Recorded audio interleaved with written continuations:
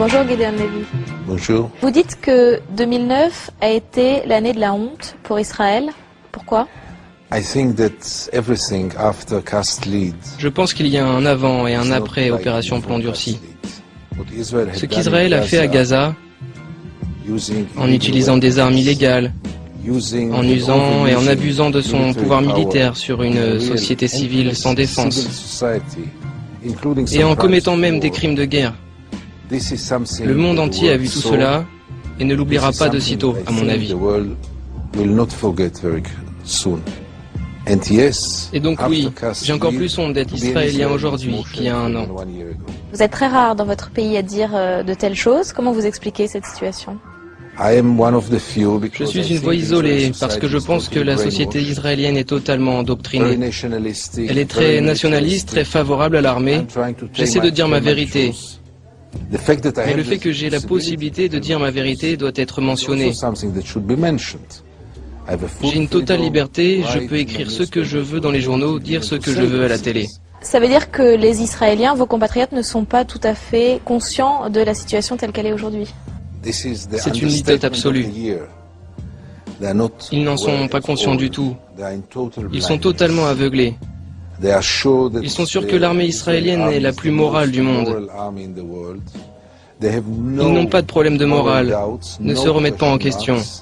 Ils sont très contents d'eux. Qu'est-ce que vous pensez de la stratégie de Barack Obama dans la région? Je crois qu'il a fait toutes les erreurs possibles. Il est tombé dans le piège tendu par Israël.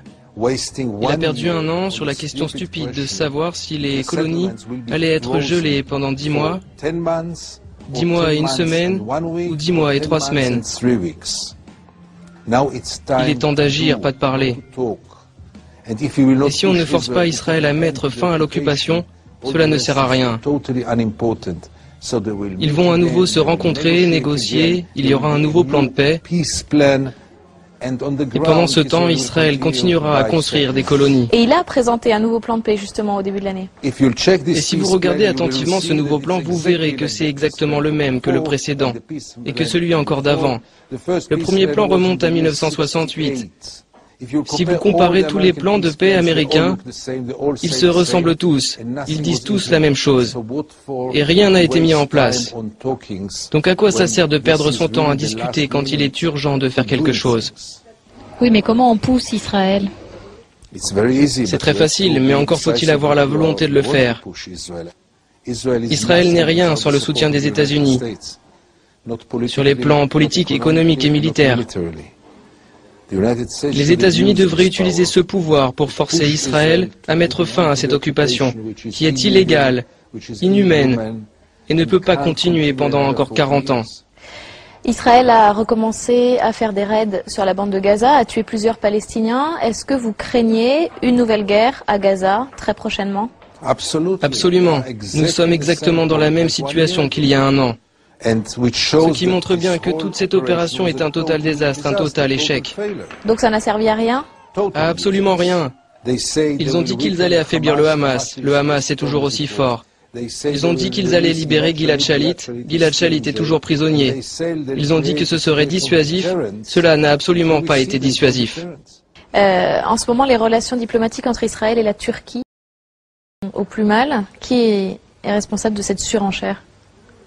C'est très clair. Israël agresse le premier qui ose le critiquer.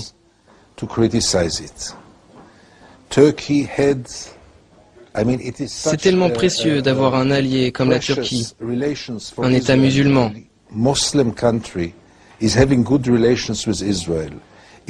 C'est très compliqué pour la Turquie de maintenir ses bonnes relations avec Israël dans le contexte du monde arabe.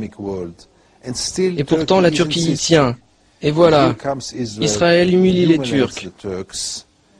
Et pourquoi? Pour une série télévisée. Donc vous pouvez dire ce que vous voulez dans votre pays, mais les pays autour ne peuvent pas faire la même chose. Absolument. Benjamin Netanyahou veut maintenant fermer la frontière d'Israël avec l'Égypte. Qu'est-ce que vous pensez de cette nouvelle idée? Israël est en train de devenir comme Sparte, dans la Grèce antique. Des murs, des barrières. Ce n'est pas le pays dans lequel j'ai envie de vivre. Entouré par des barrières et par des barrages militaires. C'est ça l'Israël dont on rêvait? Merci beaucoup, Gideon Levy. Merci.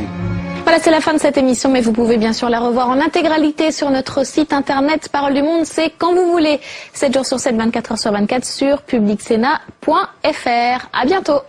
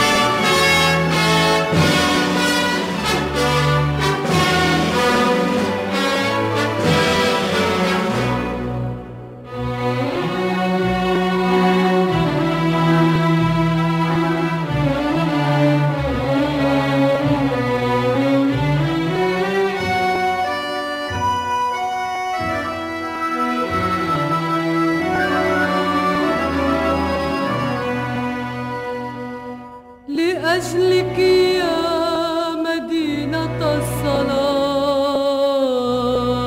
أصلي، لأجلك يا بهية المساكن، يا زهرة المدائن، يا